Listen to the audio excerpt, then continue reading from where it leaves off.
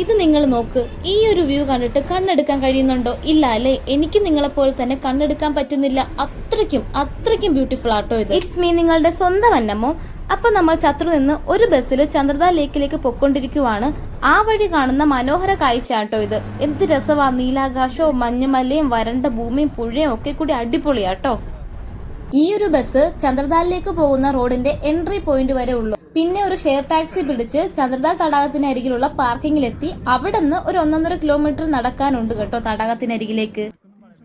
ചന്ദ്രദാൽ ലേക്കിലോട്ട് ഞാനിങ്ങനെ പൊയ്ക്കൊണ്ടിരിക്കുകയാണ്. വേണ്ടേ, അവിടെയാണ് ചന്ദ്രദാൽ ലേക്ക്.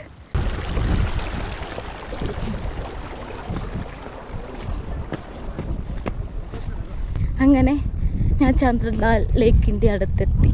ഇത് കണ്ടോ, നീല നിറമുള്ള തടാകം. ഫുൾ നീലമയമാണ് കേട്ടോ ഇവിടെ. ഇതിപ്പോ ഞാൻ എന്താ പറയണ്ടേ, അത്രയ്ക്കും ബ്യൂട്ടിഫുൾ ആയിട്ടുള്ള പ്ലേസ് ആട്ടോ ഇത്. വ്യൂ ഒക്കെ അടിപൊളിയാ.